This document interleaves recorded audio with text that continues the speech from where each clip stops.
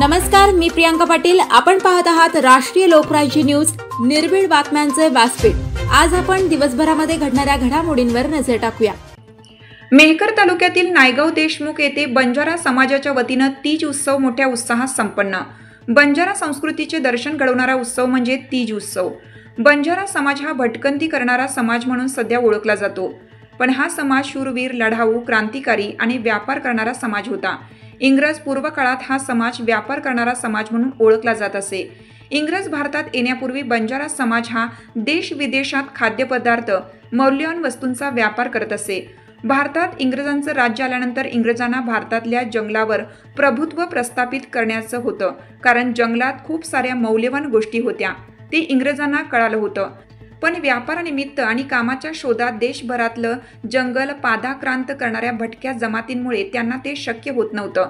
जंगल हे आपलंच आहे, इथं आपलंच वर्चस्व आहे असं मानणाऱ्या भटक्या जमातींनी त्यामुळे इंग्रजांनी त्यांच्यावर केलेले सर्व हल्ले परतवून लावले होते. बंजारा समाजाची एक वेगळी संस्कृती आहे, वेगळा पेहराव आहे, वेगळी बोलीभाषा आहे. याचा मुख्य पोशाख पुरुषांसाठी धोती, झिगला, धोती आणि कुर्ता, स्त्रियांसाठी फेट्या, काचळी, लेंगा आणि चोळी. हा समाज पूर्ण भारतभर तसेच विदेशात सुद्धा पसरलेला आहे.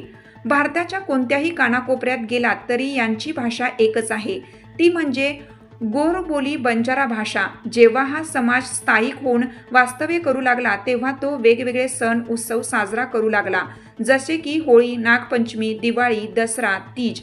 या सगळ्या सण तेव्हाराची वेगवेगळी गीते, गाणी आणि पेहराव आहेत.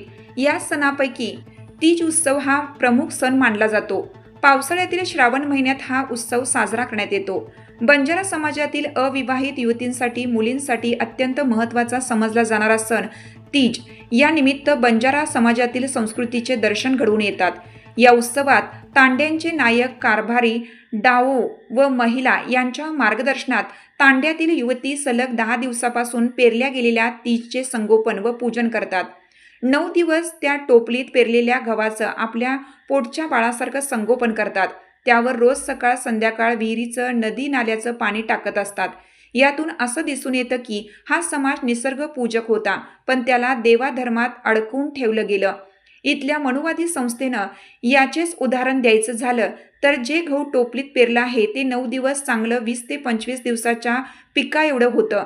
याच कारण की मुंगळ्यांनी जमिनीतली सुपीक माती बाहेर काढलेली असते आणि ती माती तीज पेरण्यासाठी मुली आणतात व त्यातील खडे, खराब माती वेगळी करून चांगली मऊ माती तीज पेरणीसाठी वापरतात. तसेच रोज सकाळ संध्याकाळी त्याला पाणी घालतात. पण समज अशी करून घेतात की देवीच्या किंवा देवाच्या कृपेमुळे हे पेरलेले गहू एवढे छान बहरले आहे.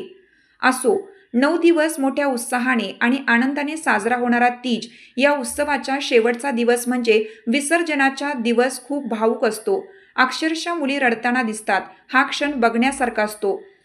सातनो पिलिये पिलोनेरी एल ए, सातनो काका बाबा री दोई भेन ए. म्हणजे मैत्रिणींनो, पिवळी ही वासनीची हळदीची वेल आहे. मैत्रिणींनो, आपण काका बाबांच्या आपण बहिणी ग.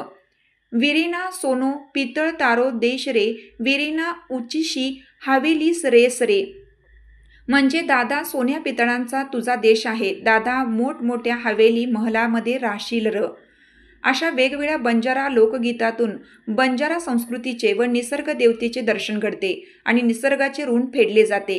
निसर्गावर प्रचंड श्रद्धा ठेवून निसर्ग पूजक असणाऱ्या व वैज्ञानिक दृष्टिकोनाने ओतप्रोत भरलेल्या मानवी मूल्यांनी समाजमन समृद्ध करणाऱ्या बंजारा संस्कृतीमधील तीज उत्सवाचा शेवट होतो. बुलढाणा जिल्हा प्रतिनिधी दशरथ गायकवाड.